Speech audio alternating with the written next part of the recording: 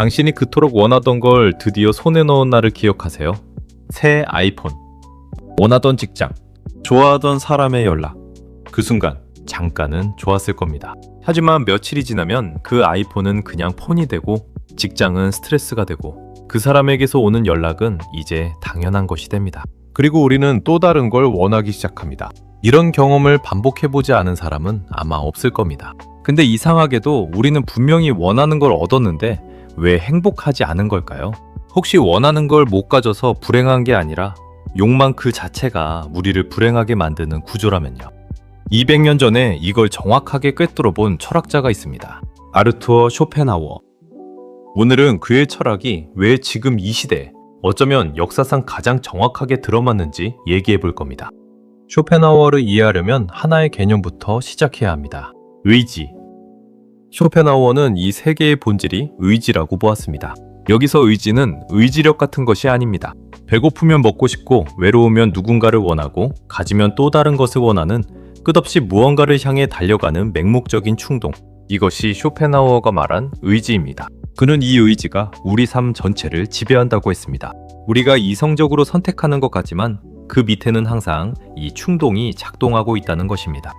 그리고 이 의지에는 결정적인 특징이 있습니다. 절대로 만족하지 않는다.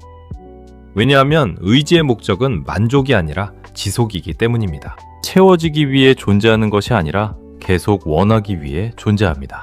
그래서 쇼펜하우어는 이렇게 말했습니다. 욕망이 충족되면 권태가 오고 충족되지 않으면 고통이 온다. 인간의 삶은 고통과 권태 사이에서 흔들리는 시계추다. 이것이 삶의 기본 구조입니다. 비관적으로 들립니까? 근데 부정할 수 있는 사람이 있을까요? 월급이 오르면 행복할 것 같았는데 오르고 나면 그것이 새로운 기준이 됩니다. 더 큰 집으로 이사하면 만족할 것 같았는데 이사하고 나면 그 집도 그냥 집이 됩니다. 심리학에서는 이것을 쾌락 적응이라고 부릅니다. 좋은 것도 나쁜 것도 결국 적응해버립니다. 항상 원점으로 돌아온다는 거죠. 쇼펜하우어는 이것을 심리학 실험 없이 200년 전의 순수한 관찰과 사유만으로 꿰뚫었습니다. 근데 쇼펜하우어가 살던 19세기와 지금은 결정적으로 다른 것이 하나 있습니다. 그 시대에는 욕망을 자극하는 장치가 지금처럼 정교하지 않았습니다. 지금 우리는 눈을 뜨는 순간부터 욕망을 주입받습니다.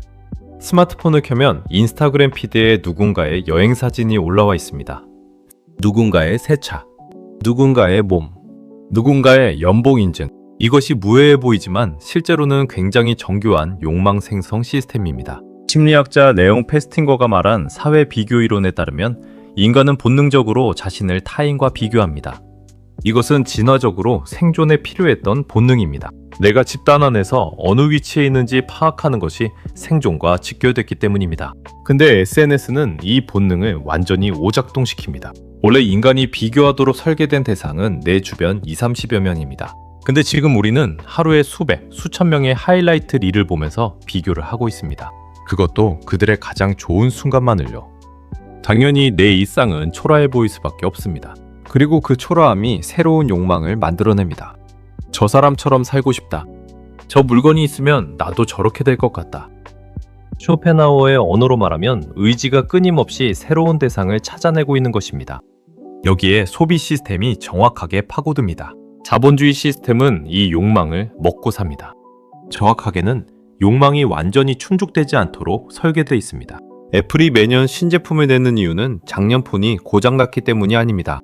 명품이 공급을 제한하는 이유는 희소성이 욕망을 증폭시키기 때문입니다. 우리는 소비를 통해 욕망을 해결하려 하지만 실제로는 더 큰 욕망을 심어주는 시스템 안에 살고 있습니다. 쇼펜하우어가 지금 살아있다면 이렇게 말했을 겁니다.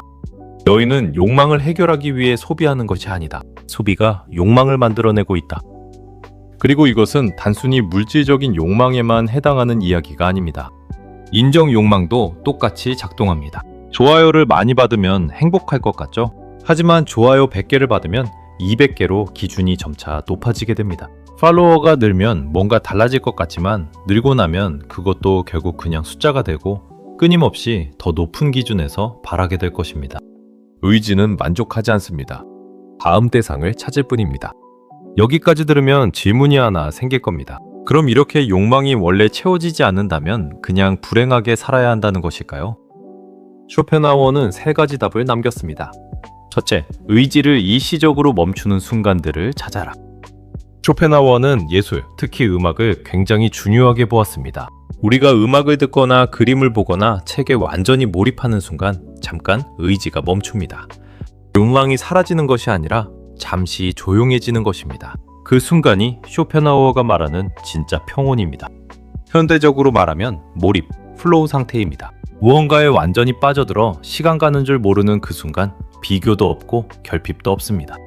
그냥 지금 이 순간에 있는 거죠. 더 많이 소비하는 것이 아니라 더 깊이 몰입할 수 있는 것을 찾는 것. 이것이 쇼펜하우어의 첫 번째 처방입니다. 둘째, 타인의 고통을 직시하라. 쇼펜하우어는 도덕의 근거를 연민에서 찾았습니다.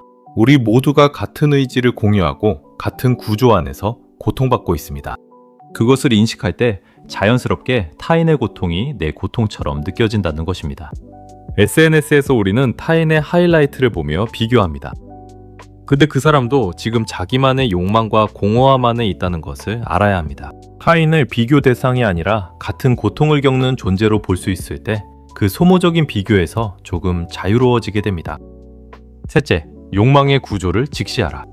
이것이 가장 쇼펜하우어다운 처방입니다. 그는 환상을 깨는 것을 해방이라고 보았습니다. 우리가 불행한 이유 중 하나는 이번엔 진짜 행복해질 것이라는 기대를 계속 품기 때문입니다. 이것만 이룰 수 있다면, 저것만 가지게 된다면. 이러한 욕망의 구조를 이해하고 나면 그 환상이 거칩니다. 그리고 환상이 거치면 역설적으로 지금 이 순간이 더 선명해질 것입니다. 더 많이 원하는 것이 아니라 지금 있는 것을 보아야 합니다. 쇼펜하우어는 이것을 금욕주의, 의지의 부정이라고 불렀는데 현대적으로 표현하면 욕망으로부터 거리두기에 가깝습니다. 더 많이 갖는 것이 아니라 원함 자체를 조금 내려놓는 연습을 해야 한다는 거죠. 정리해본다면 쇼펜하우어는 삶의 본질을 의지라고 보았습니다. 그리고 이 의지는 절대 만족할 수가 없습니다. 원하면 원할수록 인간에게는 고통이고 그것을 얻었다고 만족을 느끼는 것이 아니라 오히려 권태가 온다는 것입니다. 우리는 지금 역사상 가장 정교하게 욕망을 자극하는 환경 안에 살고 있습니다. 이 구조를 모르게 되면 계속 원하고 얻고 또 원하면서 왜 행복하지 않은지 이해하지 못한 채 살아가게 됩니다. 쇼펜하우어가 준 통찰은 이것입니다. 행복은 더 많이 얻는 데에 있지 않다는 것이죠. 욕망의 구조를 직시하고 몰입할 수 있는 순간을 찾고 타인과 나를 같은 존재로 볼 수 있을 때 그 사이사이에 잠깐씩 행복은 존재합니다. 그리고 어쩌면 그 잠깐의 행복들이 우리가 얻을 수 있는 전부일지도 모르죠. 그렇다면 우리가 얻을 수 있는 행복이 그렇게 잠깐일 수밖에 없다는 것일까요? 이러한 생각 때문에 사실 그 당시 쇼펜하우어는 비관주의자라는 말을 많이 들었는지도 모릅니다. 근데 지금은 그가 가장 솔직한 철학자였다고 평가받고 있습니다. 잠깐이 전부일지도 모른다고 한 것은 허무주의에 빠지라는 소리가 아닙니다. 영원하고 완벽한 행복이라는 신기루를 쫓느라 현재의 평온을 망치지 말라는 뜻이죠. 나의 행복은 영원해야 해 라고 기대하는 순간 짧은 행복은 저주가 될 수 있습니다. 하지만 행복은 원래 잠깐 스쳐 지나가는 바람 같은 거야 라고 인정하는 순간 우리는 그 찰나의 평온에 감사하며 객관적이고 차분한 삶을 살 수 있게 됩니다. 별은 밤하늘 전체를 덮을 수 없지만 그 빛 덕분에 우리는 항해를 계속할 수 있습니다. 쇼펜하우어가 말한 잠깐의 행복도 이와 같습니다. 그것이 전부일지라도 그 빛이 있기에 우리는 삶이라는 바다를 건널 수 있는 것이죠. 다음 영상에서는 쇼펜하우어가 말한 고독에 대해 이야기해 보겠습니다. 왜 그는 혼자 있는 것이 타인과 함께하는 것보다 낫다고 했는지, 그리고 그것이 지금 우리의 관계 피로와 어떻게 연결되는지 말이죠. 오늘도 당신 인생의 밤을 비추는 별이 빛나는 철학이었습니다. 구독과 좋아요는 더 깊은 내면의 빛을 찾는 여정에 든든한 동료가 됩니다.